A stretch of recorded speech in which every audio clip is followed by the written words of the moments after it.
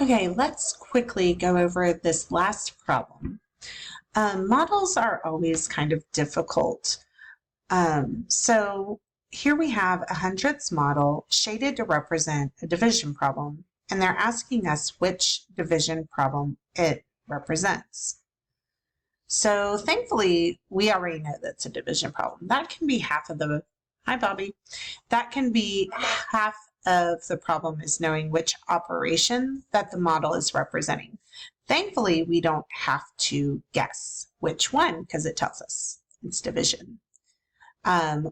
If there is a problem where you are having to decide if it is multiplication or division, look at how much is shaded, okay?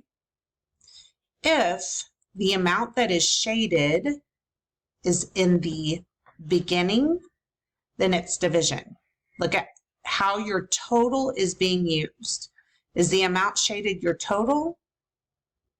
Then you need to divide, and that total is getting broken up, then that is division. If your total is the whole amount that you are looking for, then that would be multiplication. So the way we're going to answer this question is what we know about division. And remember that division triangle I used to talk about? We had a total.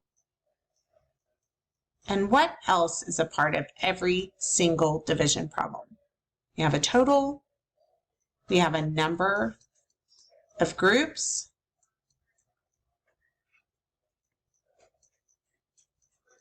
and then what's the last thing we have? We have the number that is in each group. Right? Sorry, this is really messy. And so that's what we're going to look for. Well, our total is the full amount shaded, and we don't even have to guess that. That's already done for us. That is 72 hundredths, right? Because we know that the total is what gets divided up, and our total is 72 hundredths. And then our 72 hundredths is divided up into a certain number of groups. Look, we don't even have to guess that. They tell us that in every single answer choice. So what we have to decide is what is in each group. Well, let's count. 1, 2, 3, 4, 5, 6, 7, 8. Okay, we have 8 somethings. Well, let's look at the whole problem. So we have a hundredths model.